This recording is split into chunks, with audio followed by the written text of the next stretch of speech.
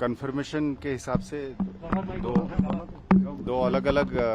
Encounter sites पे encounters हुए हैं।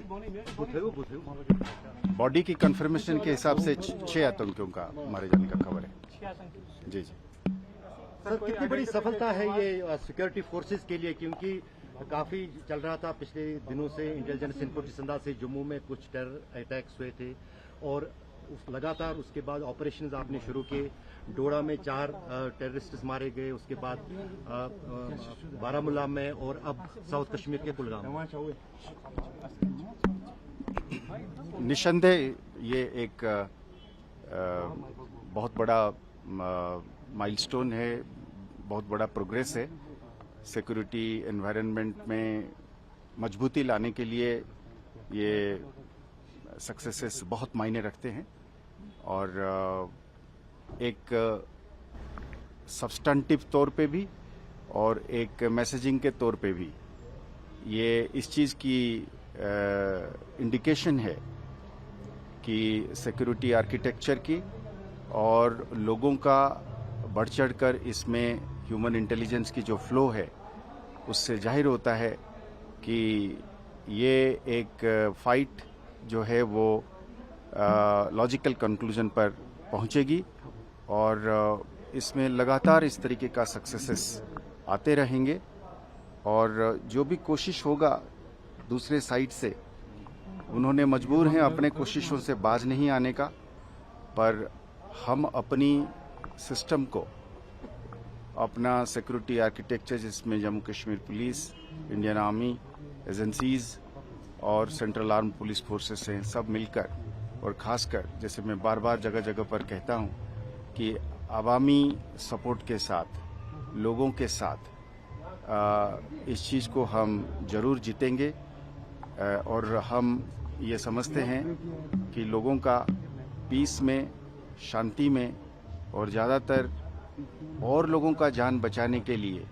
इस अफरा तफरी को ख़त्म करने के लिए मेरे ख्याल में सब लोग इसमें शामिल हो रहे हैं और ये एक और जोर पकड़ रहा है। सर, कुछ आइडेंटिफिकेशन हुई है कौन सा ग्रुप था, ये कहां से आया? अभी ऑपरेशंस चालू है,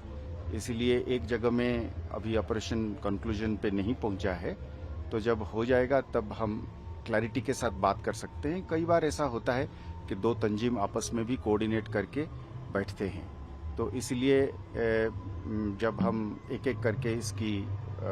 वो करेंगे तब इसमें लोकल टेररिस्ट्स का भी होने का खबर मिली है, तो इसकी जब कंक्लूजन पे आ जाएगा तब हम सटीक तौर पे ये कह पाएंगे कि तंजीमों के हिसाब से कि क्या एक ही तंजीम के थे या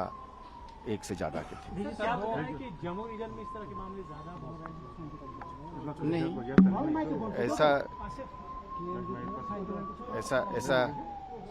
ऐसा नहीं है कि ऐसा है कि स्टैटिस्टिक्स एक ऐसी चीज है, नंबर एक ऐसी चीज है जो हमेशा सिक्योरिटी सिचुएशन की पैरामीटर्स को या सिक्योरिटी सिचुएशन को बयान नहीं करती है और पर हम हर इंसिडेंट को, हर एक्ट को बड़ा ग्रेविटी के साथ और बड़ा सीरियसनेस के साथ लेते हैं। तो मैं जैसे जगह जगह पर कहा हूं कि जम्मू साइड में एक